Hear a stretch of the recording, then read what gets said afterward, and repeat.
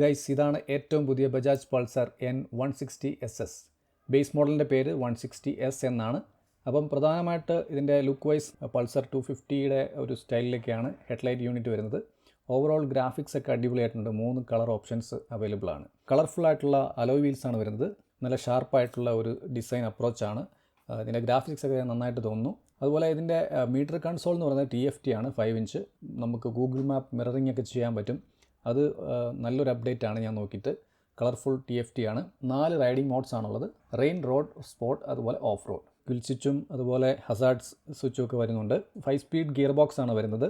165cc. Power നോക്കുകയാണെന്നുണ്ടെങ്കിൽ 18.5 PS, 9500 RPM-ലാണ്.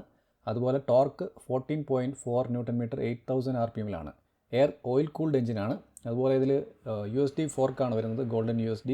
37 mm ആണ് USD ഫോർക്കിൻ്റെ സൈസ് എന്ന് പറയുന്നത്. പിന്നെ നമുക്ക് ഡ്യുവൽ ചാനൽ ABS ആണ് വരുന്നത്. നമുക്ക് ഫ്രണ്ടിൽ വലിയൊരു ഡിസ്ക്കാണ് കൊടുത്തിരിക്കുന്നത്. ക്രിമേക്കയുടെ ആണ് കാലിപ്പേഴ്സ് വരുന്നത്. അതുപോലെ ബേസ് മോഡലിൽ നമുക്ക് സിംഗിൾ ചാനൽ ABS ആണ് വരുന്നത്.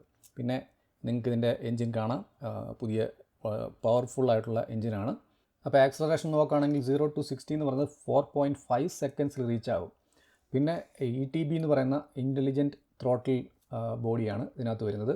അതായത് റൈഡ് ബൈ വയർ ത്രോട്ടിൽ പോലത്തെ ഒരു ടെക്നോളജിയാണ്. ക്രോൾ ടെക്നോളജിയും ഉണ്ട്.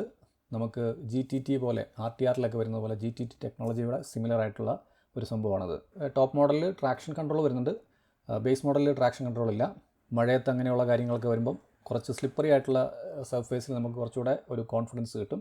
പിന്നെ ഇതിൻ്റെ പ്രൈസ് എന്ന് പറയുന്നത് N160Sന് 1.33 lakhs ആണ്. N160SSന് 1.42 lakhs ആണ്. ഏകദേശം ഓൺ റോഡ് പ്രൈസ് നമുക്കൊരു 1.75 to 1.85 ആകാനാണ് സാധ്യത. അപ്പം ഈ ഒരു സെഗ്മെൻറ്റിൽ ഏറ്റവും പവർഫുൾ ആയിട്ടുള്ള വണ്ടിയാണ് ഇപ്പോൾ നിലവിൽ.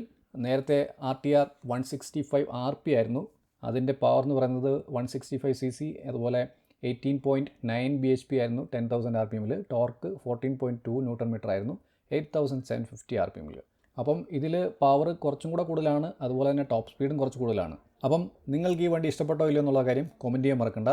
അപ്പം ഈ വീഡിയോ നമുക്കിവിടെ വൈൻഡപ്പ് ചെയ്യാം. വീഡിയോ യൂസ്ഫുൾ ആയെന്ന് വിചാരിക്കുന്നു. യൂസ്ഫുൾ ആയെങ്കിൽ കട്ട സപ്പോർട്ട് പ്രതീക്ഷിക്കുന്നു. ഞെക്കി പൊട്ടിക്കാനുള്ള എല്ലാ ബട്ടൺസും വീഡിയോയുടെ താഴെ അവിടെ ആയിട്ടുണ്ട്. അത് നിങ്ങളുടെ ലിങ്ക് ഇതുപോലെ ചെയ്തേക്കുക. അപ്പോൾ അടുത്തൊരു കിടു വീഡിയോ വരുന്നതുവരെ ടേക്ക് കെയർ, ബൈ.